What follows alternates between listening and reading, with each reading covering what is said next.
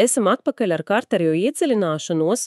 Šoreiz tēma diezgan sarežģīta. Mēs skatīsimies uz NKVD nometnes sistēmas izveidi Polijas kara gūstekņiem.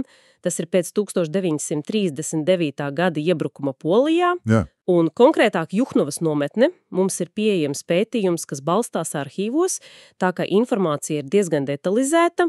Mērķis šodien ir izsekot tieši Juhnovas stāstam. No sākuma, 39. gada rudenī, līdz, 40. gada vasarai, saprotot to lomu visā tajā ainā. Tā ir, un Juhnovas stāsts, tas ir jāsaprot kontekstā, jo tā sistēma pati tā radās, gandrīz no nulles, zibenīgi. Tiešām no nulles. Jā, līdz 1939. gada septembrim Padomju Savienībai vienkārši nebija centralizētas karagūstekņu nometņu sistēmas, tas nebija vajadzīgas. Bet tad iebrukums Polijā 17. septembrī un pēkšņi vajag.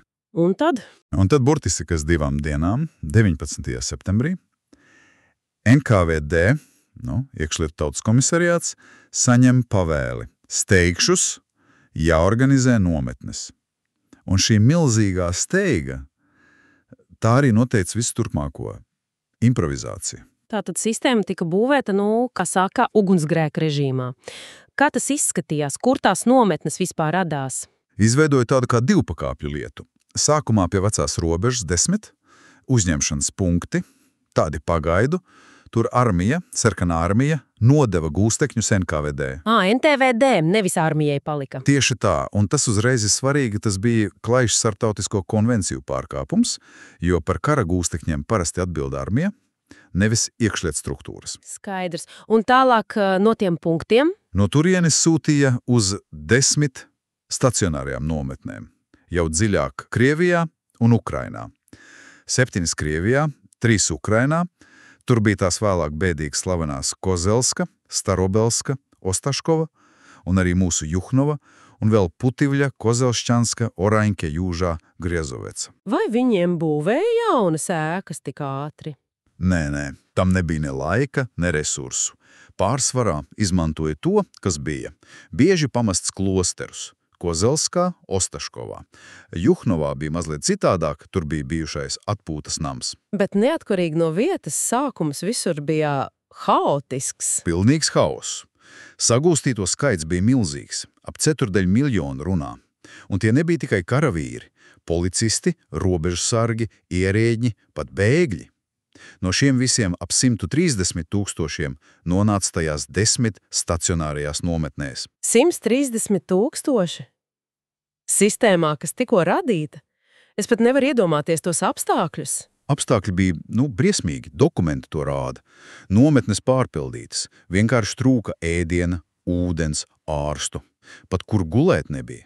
Daudzi zem klājas debes gulēja, rudens augstumā. Tas ir šausmīgi. Un tas hauss parāda, ka cik absolūta padomu vara nebija gatava tam visam. NKVD pēkšņi atbild par milzīgu, nesakārtot cilvēku masu un īsti nezin, ko ar viņiem darīt. Tas izklausās pēc humanitārās katastrofas jau no paša sākuma.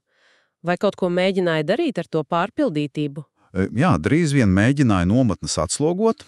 Oktobra sākumā izlēma ierindniekus un apakšvirsniekus no anektētajām teritorijām, no Rietumu Ukrainas, Rietumu Baltkrievijas, tos atbrīvot, vienkārši palaist mājās. Un pārējos ierindniekus, tos, kas no Vācijas okupētās daļas? Tos nolēma nodot vāciešiem, apmaiņā pret Ukraiņu un Baltkrievu karavīriem, kas bija vācu gūstā. Tā apmaiņa notika oktobrī, novembrī. Brestā, Jagodinā. Bet šie lēmumi neatiecās uz visiem. Bija izņēmumi? Jā, un te mēs nonākam pie tā liktenīgā punkta. Pieņēma kategorisku lēmumu, poļu virsniekus un policistus, žandarmus, robežsargus, cietumsargus, tos neatbrīvot un nenodot Vācijai. Vienalga, no kurienes viņi nākuši. Kāpēc tieši šīs grupas? Tās uzskatīja par īpaši bīstamām. Policisti kā vecās Poļijas represīvā aparāta daļa, tātad sociāli sveši, virsnieki kā potenciāli līderi, Poļijas valstiskuma nesēji. Skaidrs, tātad sākās jauna šķirošana. Pēc citiem principiem. Kā tas ietekmēja nometnes? Tas izraisīja milzīgu hausu, gūstnieķu pārvietošanu starp nometnēm, avotos to sauc krieviski Peretasovka, kā kārču jaukšana. Kārču jaukšana. Jā. Nolēma tos bīstamos koncentrēt. Virsniekus galvenokārt uz Kozelsku un Starobelsku, policistus, žandarmus uz Ostaškovu. Tāpēc oktobrī, novembrī no visām nometnēm sūtīja prom lielas grupas, tā sauktos etapus, uz šīm nometnēm un vienlaikus sūtīja prom tos, kurus atbrīvoja. Tātad sistēma tiek pārveidota kustībā. Virsnieki vienā virzienā, policisti citā, un kur šajā visā hausā palika Juhnova? Kāda bija tās loma? Juhnova kļuva par ļoti svarīgu punktu. Tieši NKVD Smoļenskas pārvaldei. Tāds kā liels tranzīta un šķirošanas centrs. Sākumā tur bija visa virsnieki, policisti, ierindnieki. Bet tad oktobra beigās, novembrī, no Juhnovas sāka sūtīt prom lielus etapus, virsniekus uz Kozelsku, policistus uz Ostaškovu. Tātad Juhnova palīdzēja īstenot šo politisko šķirošanu. Jā, palīdzēja izolēt tos, kurus režīms uzskatīja par visnaidīgākajiem. Protams, tas viss notika ļoti haotiski, ar lielām loģistikas problēmām. Bet vai Juhnovā bija tikai tie, kas sagūstīti kaujas laukā? Avotos minēta vēl kāda neparasta grupa. Tieši tā. Juhnovai bija vēl viena īpatnība. Turp nosūtīja grupu cilvēku tieši no Rietumu Ukrainas cietumiem – Stanislavovas, Tarnopolas, Čortkovas. No cietumiem? Kāpēc? Izskatās, ka vietējās NKVD struktūras tur Ukrainā pēc iebrukuma bija pārslogots ar arestētījiem un vienkārši izdomāja veidu, kā atbrīvoties no daļas. Pasludināja viņus par kara gūsņiem un aizsūtīja uz kara gūsņu pārvaldes nometni, uz Juhnovu. Ak, Dievs! Vienkārši pāradresēja problēmu. Un ko? Juhnova vadība? Viņi, protams, nebija priecīgi par tādu dāvanu. Tie cilvēki acīm redzot neatbilda statusam. Juhnovas vadība mēģināja no viņiem tikt vaļā. Kādu daļu, ap 94 cilvēkiem, aizsūtīja uz Kozelsku, pie virsniekiem. Vēl kādus 230 uz Ostaškovu, pie policistiem. Un? Pieņēma. Ostaško pieņēma. Bet Kozelskas administrācija sāka protestēt. Viņi to grupu no Juhnovas izolēja, atsevišķa baraka, pat dzeloņu rāds atkārt lika, lai nebūtu kontaktu. Izolēja? Jā, lai gan, kā vēlāk stāstīja, slepeni kontakti vienalga notika, piemēram, toaletē. Bet Kozelskas vadība panāca savu. Pēc pāris nedēļām tos 94 cilvēkus sūtīja atpakaļ uz Ukrainu. Tiesa, ne uz Juhnovu. Tas tiešām izklausās pēc kaut kādas absurdas birokrātijas spēles, kur cilvēki ir tikai kauliņi. Tieši tā. Un tas incidents parāda ne tikai to jucekli, bet arī to, ka pat tādā struktūrā kā NKVD bija iekšējas pretrunas. Dažādu pārvalžu intereses atšķirās. Karagūsniku pārvalde Maskavā, vietējās NKVD struktūras Ukrainā, viņi cīnījās par resursiem. Un tas viss tieši ietekmēja cilvēku likteņus. Katrs mēģināja atbrīvoties no neērtajiem. Labi, pāriesim pie 1940. gada pavasara. Tas laiks iezīmēja ļoti traģisku pavērsienu daudziem tūkstošiem. Kas notika? Jā, februāra beigās, marta sākumā Padomju Savienības vadība politbirojas pieņēma slepenu lēmumu nošaut lielāko daļu poļu karagūsneku, tos, kas bija Kozelskā, Starobelskā, Ostaškovā. Visus. Gandrīz. Kopā ap 14,5 tūkstošiem cilvēku. Galvenokārt virsnieki, policisti, robežsargi, pamatojums negrozāmi padomju varas ienaidnieki. Tās masas slepkavības, ko pazīstam kā Katīnas slaktiņu, lai gan tas notika vairākās vietās, tās notika aprīlī un maijā. Un Juhnova? Kāda tai bija loma šajā drūmajā ainā? Juhnovai šoreiz bija ļoti īpatnēja loma, varētu teikt pat ironiska. To izraudzīja par vietu, kur savākt nelielu skaitu gūstekņu, kopā ap 395 cilvēki. Tos, kuri dažādu iemeslu dēļ tika, tā teikt, izņemti no nošaujamo sarakstiem no Kozelskas, Starobeļskas, Ostaškovas un pārvest uz Juhnovu. Tātad Juhnova pēkšņi kļuva par patvērumu. Nelielai grupai izredzēto, bet vai viņi paši saprata, ka ir paglābti, ka ir izdzīvojuši? Nē, pilnīgi noteikti nē. Viņiem tā likās tikai kārtējā pārvietošana. Viņi redzēja, ka no tām 3 nometnēm katru dienu ved prom grupas, bet nezināja kurp un kāpēc. Viņiem neko neteica. Nē, administrācija pat apzināti izplatīja dezinformāciju, lai mazinātu spriedzi. Piemēram, Starobeļskā lika aizpildīt anketas par valodas zināšanām, radot ilūziju, ka varbūt sūtīs uz ārzemēm. Tie, kas nonāca Juhnovā, viņi nezināja savu biedru baiso likteni un to, ka paši ir gandrīz vai brīnumainā kārtā palikuši dzīvi. Bet kāpēc? Kāpēc tieši šie nepilni 400 tika paglābti? Bija kāda loģika? Loģika bija, bet ļoti ciniska. Iemesli bija vairāki. Pirmkārt, bija cilvēki, par kuriem bija saņemti pieprasījumi no Vācijas vēstniecības. Bieži vien radinieki okupētajā Polijā bija lūguši vāciešus palīdzēt. Ak tā! Un vācieši tad pa diplomātiskajiem kanāliem lūdza PSRS noskaidrot likteni un izskatīt iespēju atbrīvot. Bet viņi nelūdza nenošaut, jo par slepkavībām nezināja. Viņi lūdza atrast un izdot. Un padomju puse viņus paturēja? Jā, visticamāk. Kā tādus maiņas objektus nākotnē. Zināms piemērs ir rakstnieks Jozefs Čapskis. Par viņu iestājās ietekmīgi vācieši. Otrkārt, bija neliela grupa, par kuru lūdzu Lietuvas misija. Tas saistīts ar Viļņas apgabala nodošanu Lietuvai. Vēl kādi iemesli? Jā, treškārt, paturēja tos, kas interesēja pašu NKVD izlūkdienestu, kā potenciāli savērvējamos nākotnē. Un ceturtkārt, paglāba tos, kuri jau gūstā bija piekrituši sadarboties, kļuvuši par ziņotājiem. Tātad liktenis bija atkarīgs no tā, vai kāds par tevi iestājās no ārpuses, vai tevi uzskatīja par noderīgu, vai arī tu biji gatavs sadarboties.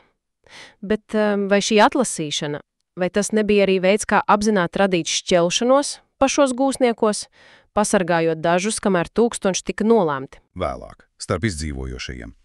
Bet primāri tā tomēr parāda to padomu sistēmas pragmatisko, cinisko pieeju. Iznīcināt tos, kas ir ienaidnieki, bet paturēt dažus, no kuriem varētu būt kāds labums, vai kur likvidēšana radītu diplomātiskas problēmas. Te izņēmumi tikai apstiprināja kopējo lēmumu iznīcināt poļu eliti. Cik ilgi viņi palika Juhnovā? Un vai tur viss bija mierīgi? Avotos minēts kāds incidents? Viņi tur ilgi neuzkavējās. Pirmie sāk ierasties maija sākumā, pēdējā grupa ap 13. maiju. Un gandrīz uzreiz pēc tam notika tas incidents.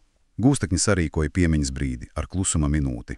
Un? Nometnes vadība, neko nezinot, sabijās. Ziņoja uz Maskavu, gūstekņi rīkoja akciju pieminot kritušos biedrus. Viņi acīm redzot nodomāja, ka gūstekņi kaut kā ir uzzinājuši par tām slepkavībām, par Katīnu. Bet vai viņi zināja? Nē. Vēlāk noskaidrojās iemesls bija pavisam cits. 12. maijs ir maršala Pilsudska nāves gada diena. Polijā svarīgs datums, viņi to gribēja pieminēt. Pilsudska! Jā. Bet, kad NKVD viņus iztaujāja, viņi negribēja teikt patieso iemeslu, negribēja minēt Pilsudska vārdu. Tāpēc atbildēja izvairīgi. Par kritušajiem biedriem. Domājot tos, kas krita 39. gada kaujās, viņiem joprojām nebija ne jausmas par Kateīnu un par to, ka paši ir izdzīvojuši. Šis pārpratums, tas lieliski parāda gan gūstnieķu piesardzību, gan tās administrācijas bailes un to slepenības atmosfēru ap Kateīnu. Kas notika tālāk ar šo grupu? Ļoti drīz pēc šī jau 1940. gada jūnija vidū visus šos nepilnus 400 poļus pārvietoja no Juhnovas uz citu nometni, daudz tālāk uz ziemeļiem, Griazovs Konvits nometni Vologdas apgabalā. Tik ātri? Vai tas bija dēļ tā Pilsudska incidenta? Varbūt tas pātrināja, bet galvenais iemesls bija lielāka mēroga notikumi. Tieši tajā laikā PSRS gatavojās Baltijas valstu okupācijai. Baltijas okupācija. Jā. Un NKVD vadība, atceroties to haosu pēc Polijas iebrukuma, acīm redzot gaidīja, ka arī no Baltijas būs daudz kara gūstekņu. Tāpēc vajadzēja atbrīvot nometnes tuvāk jaunajām robežām, lai varētu uzņemt nākamo vilni.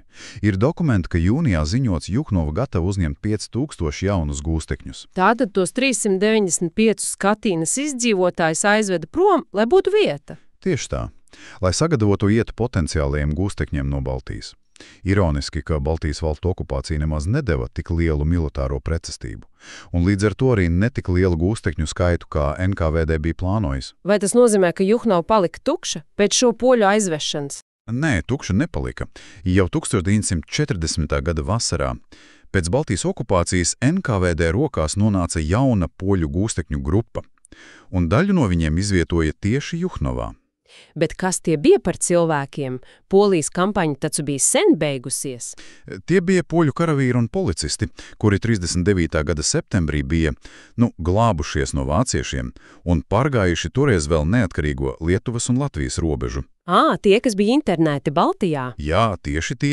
Saskaņā ar starptautiskajām tiesībām neitrālās Lietuva un Latvija viņus internēja speciālās nometnēs. Lietuvā bija ap 4500, Latvijā zem 1000. Un, kad Padomju Savienība okupēja Baltiju 40. gada vasarā, NKVD pārņēma kontroli arī pār šīm nometnēm un to iemītniekiem. Un šos cilvēkus tad sūtīja uz Juhnovu. Jā, šos jaunos poļu gūstekņus, kas nāca līdz ar Baltijas okupāciju, tos sadalīja daļu uz Juhnovu, daļu uz Kozelskas nometni, tāpēc virsnieku nošaušanas pavasarī bija palikusi diezgan tukša. Tad Juhnova atkal mainīja funkciju. Tieši tā. No pagaidu patvērumu Katīnas izdzīvojušajiem tā kļuva par ieslodzījumu vietu jaunai poļu grupai, kur NKVD sistēmā nonāca caur Baltijas valstu okupācijas traģēdiju. Šeit tiešām ir tāda traģiska ironija. Jā, ļoti.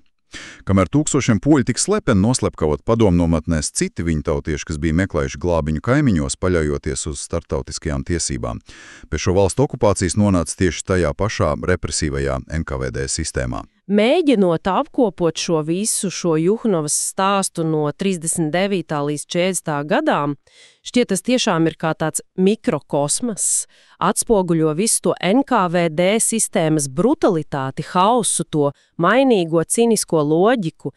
Viena nometnē īsā laikā paspēja būt gan pārpildīta pirmā vieta, gan tranzīta punkts, gan neērtu ieslodzīto vieta, gan īslaicīgs patvērums dažiem izredzētajiem. Jā. Lai beigās uzņemtu jaunus gostekņus, kuru likteņi ietekmēja pavisam citi notikumi. Baltijas okupācija. Precīzi. Un varbūt noslēgumā ir vērts katram aizdomāties. Ko šīs vienas, varbūt netik zināmās nometnes vēsture mums pasaka plašāk? Ko tā stāsta par lielvaru politikas nežēlīgo ietekmi uz tūkstošiem dzīvju? Par to, kā kara un totalitārisma apstākļos tiek ignorēts jebkādas tiesību normas, elementāra cilvēcība. Un visbeidzot, cik lielā mērā izdzīvošana šādos apstākļos bija atkarīga nevis no taisnīguma, bet gan no aklas nejaušības, birokrātijas kaprīzēm vai kāda augsta aprēķināta lēmuma kaut kur tālu prom.